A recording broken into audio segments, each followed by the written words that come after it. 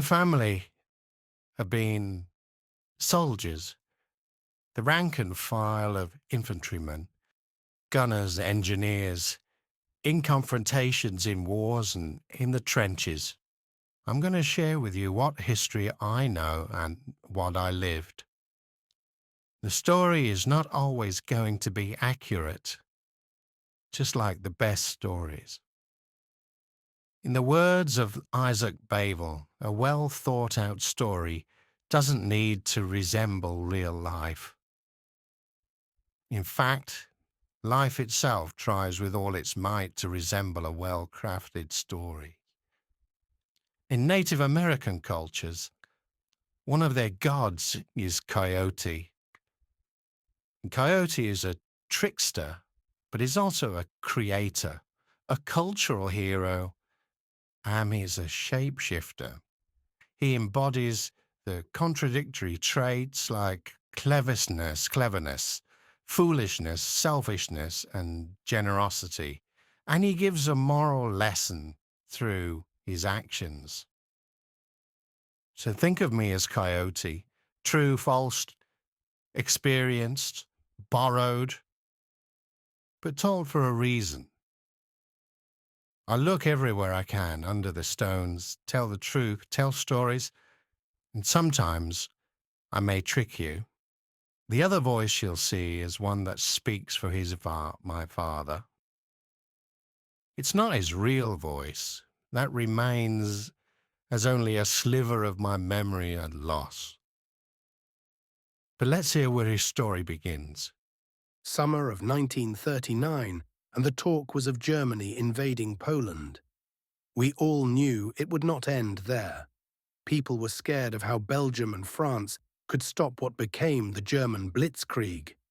Chamberlain tried to stop Hitler going into Poland and went to Munich, and came back with a promise, that little scrap of paper it was called. It brought us time, though. We had no armed forces really, only a navy. I went to Wesley Road College in Harlesden. I studied trigonometry, maths and engineering. Eddie Stevens was my friend. He joined the Air Force at 18, and later I found out that his bomber got shot down over France, and he died.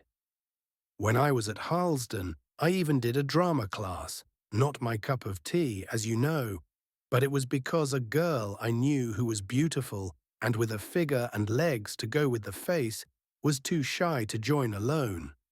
And I liked her. Her name was Violet Domain. Surprising, she became a Hollywood actress after the war. I've never visited the places my dad grew up and talked about when I was a kid. Once, he took me to see Queen's Park Rangers play Birmingham City at St Andrews when I was about 9 or 10. We'd relocated to Birmingham after the war and Malay confrontation. That experience turned me into a lifelong blues fan.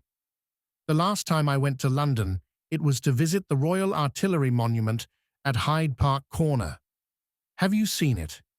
When I was taking these pictures, an American family, mum, dad, 2 small children, were also taking pictures, and the father told the children to stand in front of the monument, and then he told them to climb up and sit on the feet of the gunner. I had this moment, and in this moment I fantasized about a Vietnamese prostitute. In this fantasy, though, she posed against the black, polished granite of the Vietnam War Memorial in Washington, D.C. Imagine that for a moment. But wouldn't she be as much a reminder of the American war in Southeast Asia as any monument? Statues and memorials are much more ticklish things than they appear. Next time, we'll talk about that.